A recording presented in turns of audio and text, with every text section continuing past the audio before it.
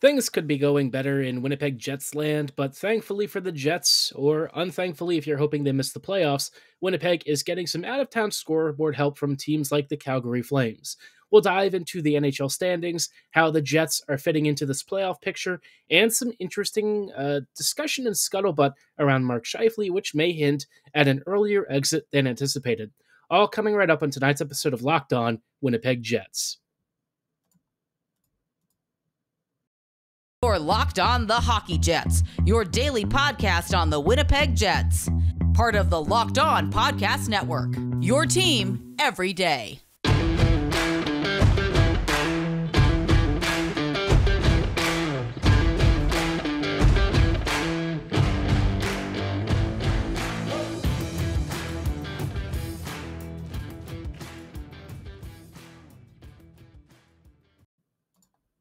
Hello, friends, and welcome to tonight's episode of Locked On Winnipeg Jets, part of the Locked On Podcast Network, your team every day. I'm your host, Harrison Lee, an avid Winnipeg Jets fan and an online blogger. You can follow me on Twitter at HLivingLoco and at LO_Winnipeg Jets. As always, thanks for making Locked On Jets your first listen of the day every day. If you like what you're hearing, be sure to like, follow, and subscribe on your favorite podcasting platform of choice, including Apple, Spotify, Google, Megaphone, Odyssey, and YouTube. Doing so is completely free of charge and ensures you never miss another episode. But most of all, we just really love and appreciate your support.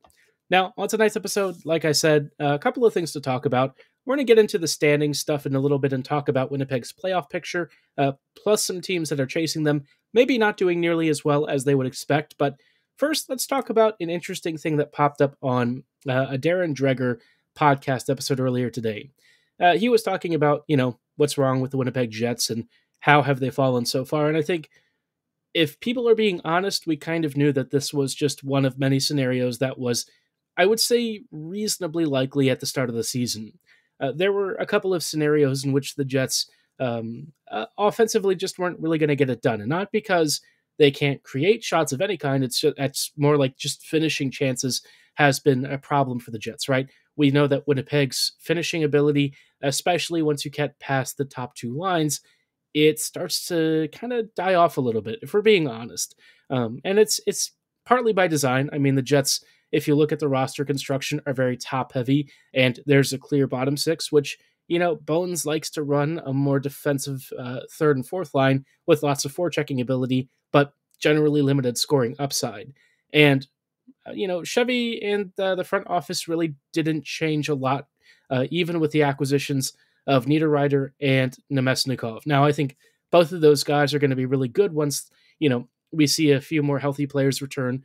But at the moment, they're being asked to do a lot more than probably at least one of them was expecting. I mean, Nino, probably get a slide in somewhere into the top six. So I can't really say that that's particularly surprising. But people are going to ask questions about one, player in particular who I think is increasingly coming under scrutiny, and it's not like it's the first time either.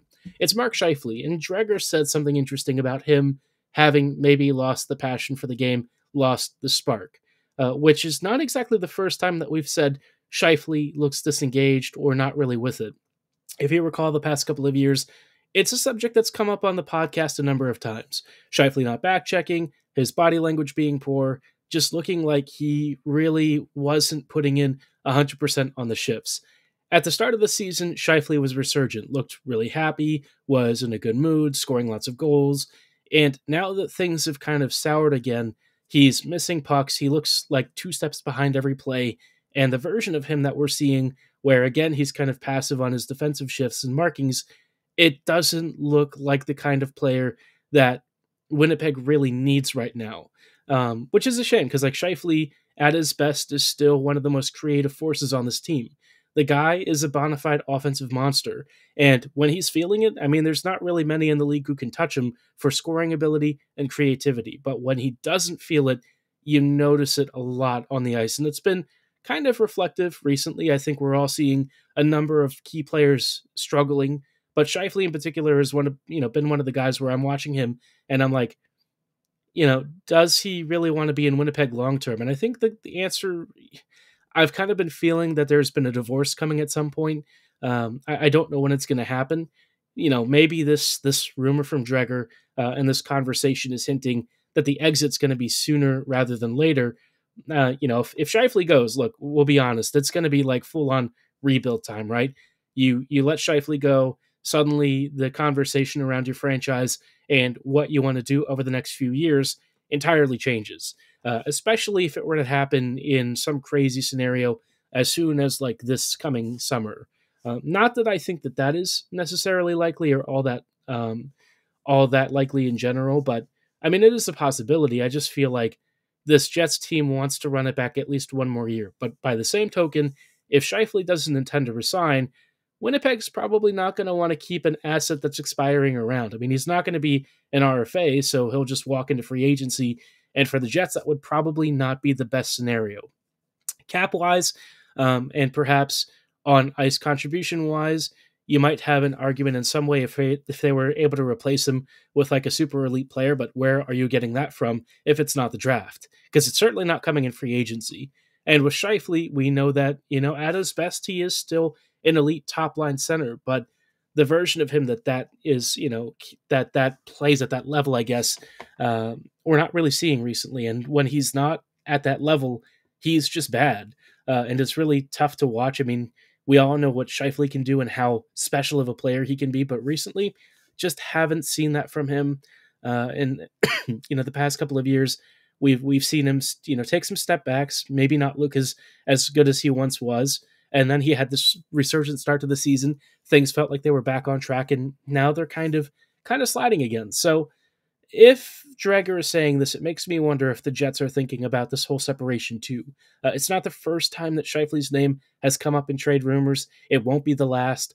And if this summer really is it, let's just say that the Scheifele trade happens, it's going to kick off an entire domino effect. A lot of moving parts, a lot of pieces going to be shipped out, because at that point, the Jets are no longer in a competitive mode. They're starting to tear it down and rebuild. But again, do I think it's likely that Scheifele leaves this summer? No, I would be kind of shocked if it happens. But by the same token, the number of rumors that we've heard over the years and the increasing friction between the fan base and the team, maybe it kind of kicks something off. I don't know. Scheifele is still one of the most creative players out there, and replacing him would be darn near impossible. So, yeah, if you let him go, you are biting a very tough bullet for what will be a lean next several years. But I don't know what to do about it. It's a problem for at least another week. And the Jets, right now, they're mostly focused on just trying to make the playoffs.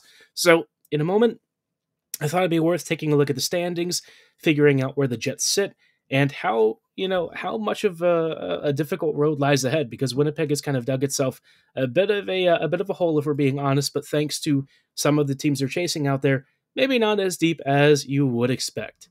Before we dive into the playoff picture, though, I want to shout out our friends and partners at FanDuel. The tournament is heating up, and now is the perfect time to download FanDuel, America's #1 sportsbook. New customers get a no-sweat first bet of up to $1,000. That's bonus bets back if your first bet does not win. Just download the FanDuel Sportsbook app. It's safe, secure, and super easy to use. You can bet on everything from money line to point scores to the number of threes drained. Obviously March Madness in full swing, so a lot of you are probably trying to play the brackets. FanDuel is a great way to also cast a few bets on some game scores, maybe some scorer predictions, or just who you think is going to survive all of these seeds. I mean, it's been a crazy year. We've already seen major upsets, and FanDuel lets you combine your bets for a chance at an even bigger payout with a same-game parlay. Don't miss your chance to get your no-sweat first bet of up to $1,000 in bonus bets when you go to FanDuel.com/LockedOn. That is FanDuel.com/LockedOn to learn more. Make every moment more with FanDuel, an official sports betting partner of the NBA.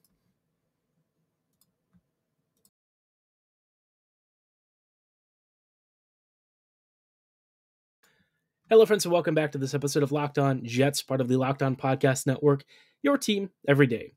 I just wanted to take us back a little bit and talk about the current NHL standings and how things are shaping up. Obviously, the playoff matchups are increasingly aligning. We're seeing a little bit less movement in some divisions, lots of movement in others. But I think for the Jets, they know that at some level they're probably going to play one of Dallas or Vegas. And we've talked about, which of those teams I'd personally like to see. The answer is neither, if we're being honest. I don't want to see either of these teams. I would also not want to see the Colorado Avalanche in the likelihood that they do eventually take Dallas's spot in the top of the Central. But All that said, there's still a lot of interesting movement going on. The LA Kings, I think for me, have been one of the most surprising teams in the West this year. They're like 40-10 or 40-20-10, which is pretty crazy for a team that, quite frankly, had some of the worst goaltending in the West. Jonathan Quick really couldn't make a save to, really bail his team out. Phoenix Copley, also not particularly great. They've had, I don't know, 3 or 4 goalies this year. Most of them have been average or below average at best. So not a great situation for the Kings. But I think where people tend to underappreciate and underrate them is when it comes to their offense. It's kind of the thing that's really keeping this boat afloat. This team is going to concede tons and tons of goals, but they're going to score even more. Right now, they've got a plus 12 goal differential, which is pretty darn impressive. And they're currently smacking the absolute crap out of the Calgary Flames 6-1. So that's only going to increase a little bit more. But this Kings team, I think, is one of the sleepers of the West. Wouldn't be shocked if they manage to make it a couple of rounds. Do I think they'll advance to the Cup Finals? Probably not. But the West is pretty wide open this year. And it gives teams a bit of a lifeline, which I think is what the Jets are relying on. Now, I think for Winnipeg, obviously, they're a little bit nervous because they've only got 81 points so far. And, the Nashville Predators are 5 points behind them with 3 games in hand. Not an ideal situation, but I guess if they're looking for some silver linings, the Flames are 4 points behind with 1 game in hand, but the Flames are just not consistent enough. They're 4-3-3 in their last 10 games. They're about to be 4-4-2, I guess, or something like that, or maybe 3-4-4. I don't know. But basically, not a particularly winning franchise recently.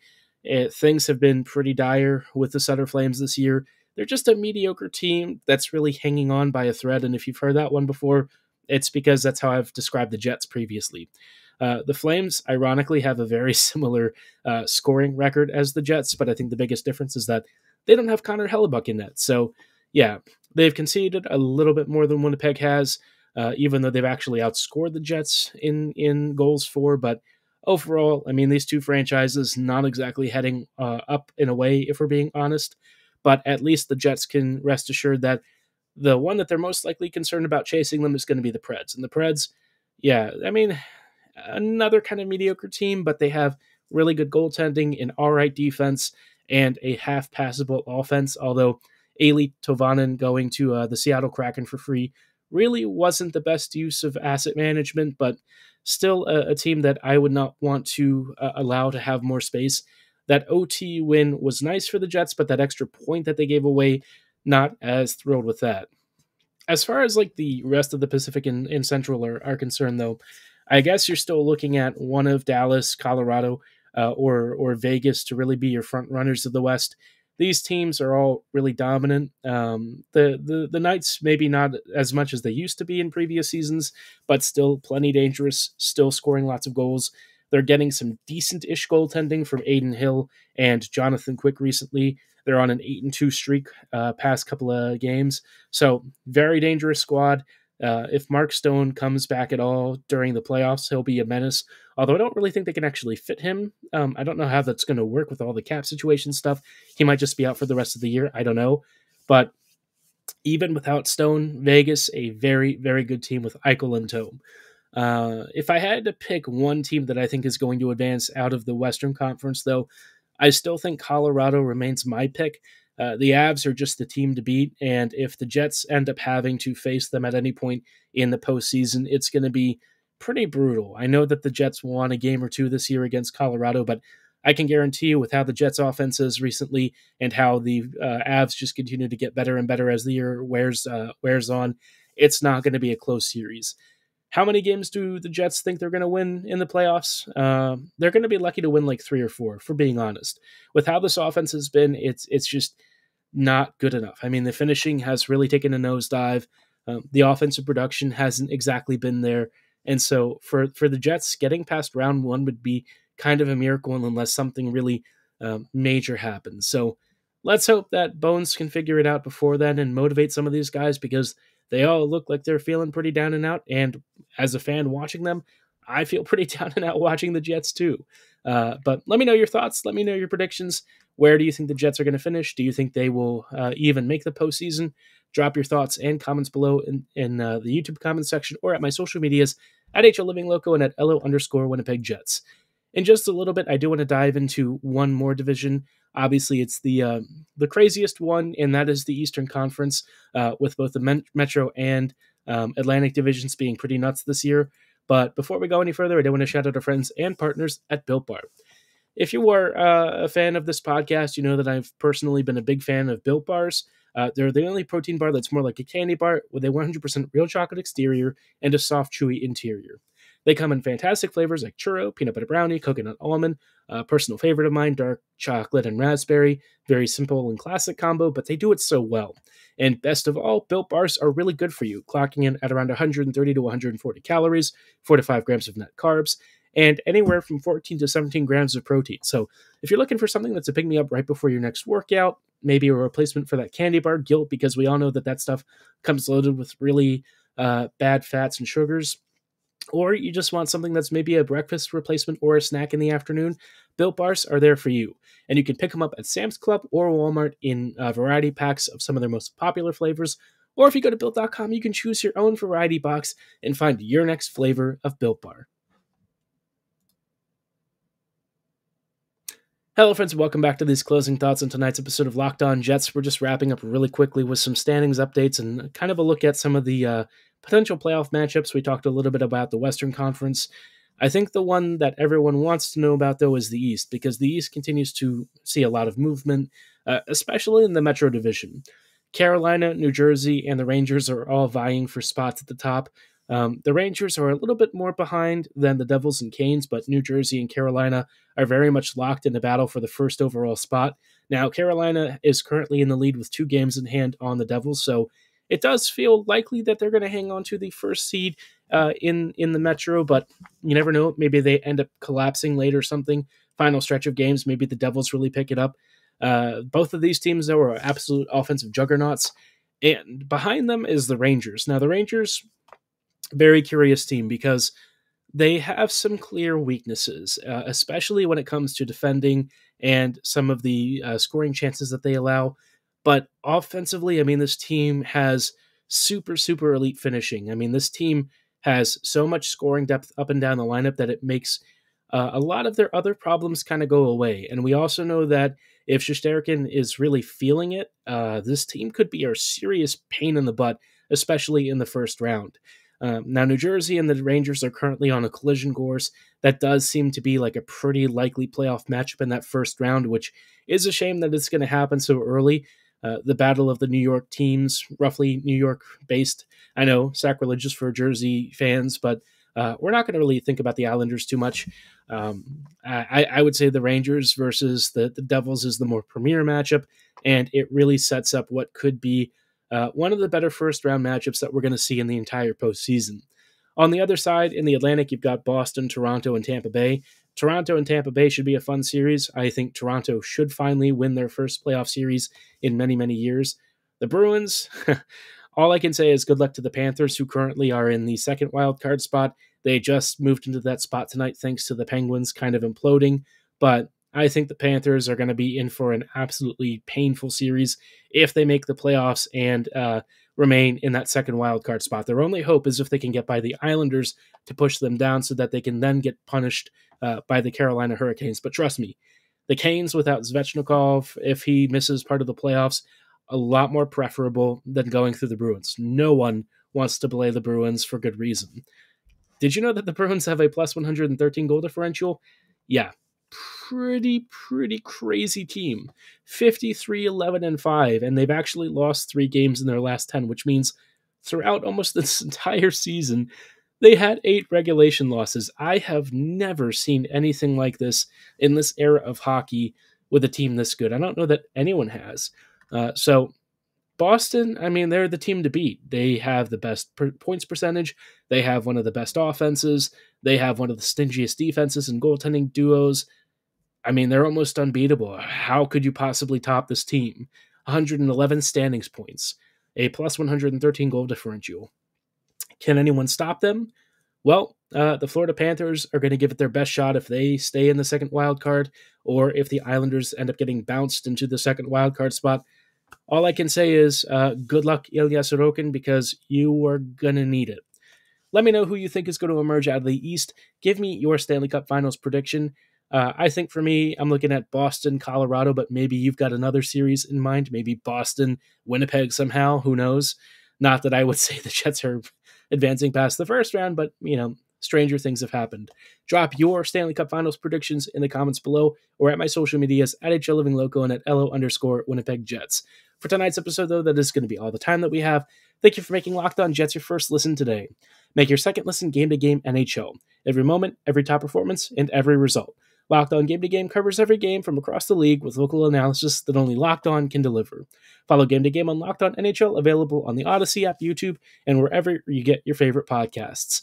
As always, thanks for listening. See you here tomorrow. Have a great night, and go Jets go.